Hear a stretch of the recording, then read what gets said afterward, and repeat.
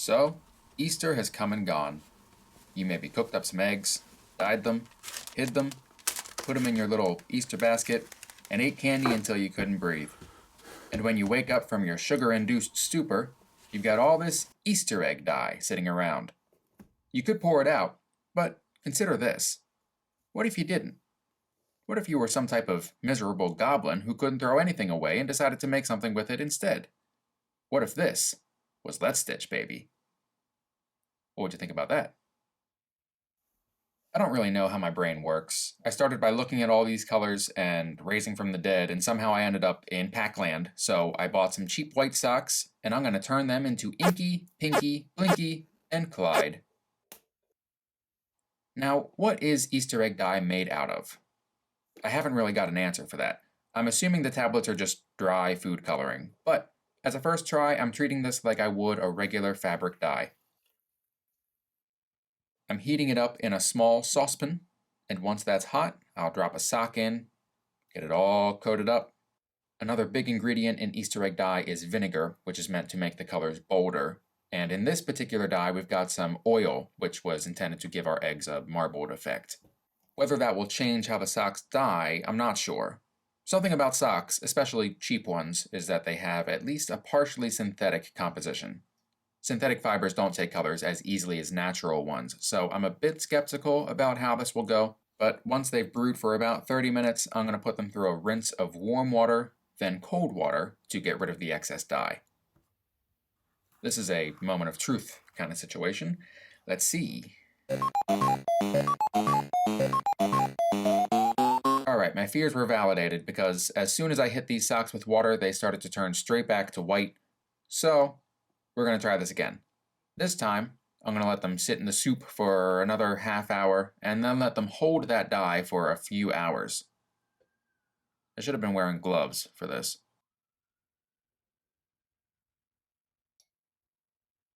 After that, we're going to skip the rinse and just heat dry them with a hairdryer.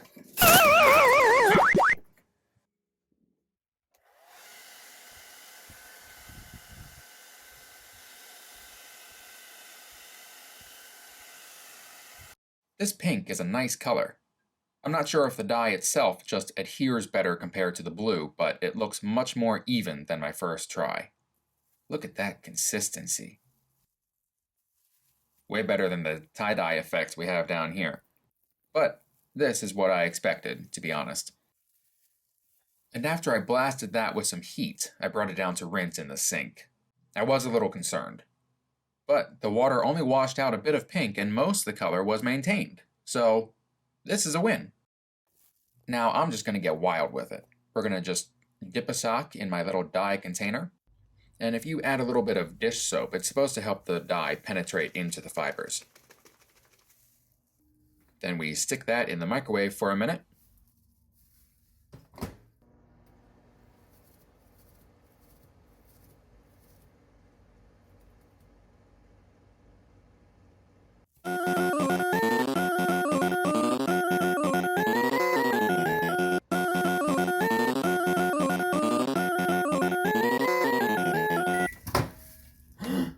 Now, a taller container might have helped, but the microwave heat, I think, helped the dye set in more quickly.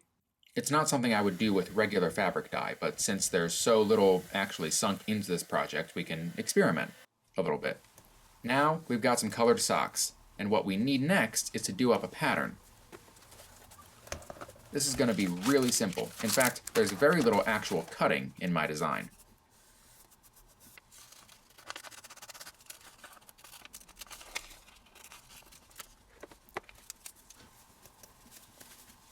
We'll turn the sock inside out and tuck it in on itself right past the heel.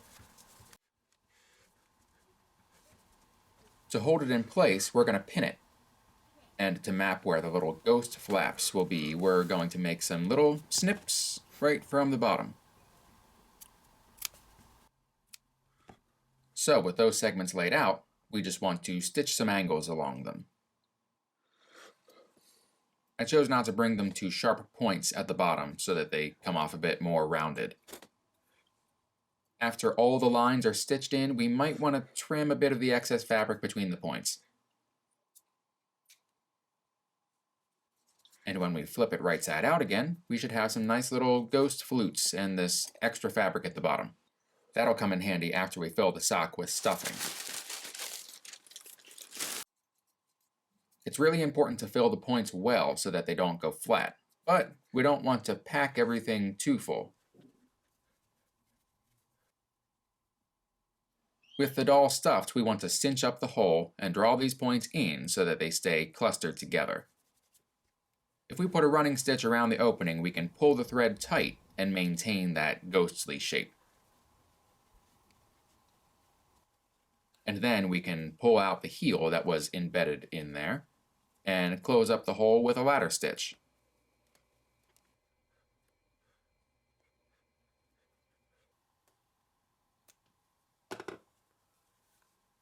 The body really came together. I'm happy with how that all worked out, and my 4 ghosts are shaping up. Also, I was surprised that Pac-Man 99 dropped while I was working on these dolls, so I figured I would give that a try. I'm not very good at Pac-Man, really. See? Well, this one I'm doing pretty well, I think.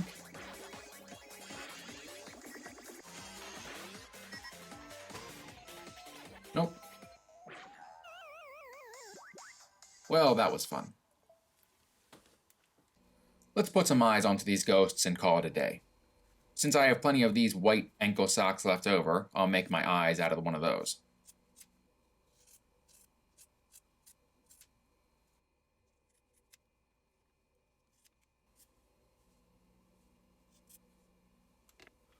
To keep myself consistent, I want to pin these eyes in place because socks are stretchy, and if I pull on them while I sew the eyes to the face, they're going to end up all weird and stupid. The ladder stitch is good here, too.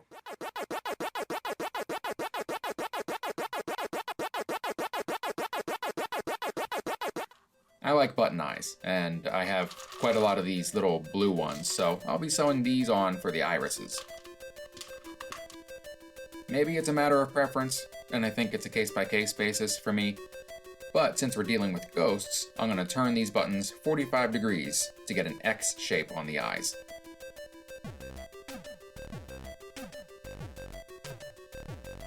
To further establish consistency, I want to use Inky here as my reference.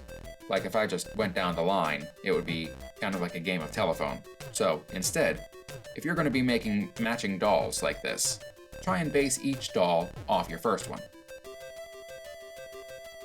All things considered, I'm pleasantly surprised with the result on these egg dye dolls. I did up a little bit and flip the toe seam on Pinky, so I flipped Clyde's as well, you know, for thematics or whatever. I think which way you face the seam is up to you.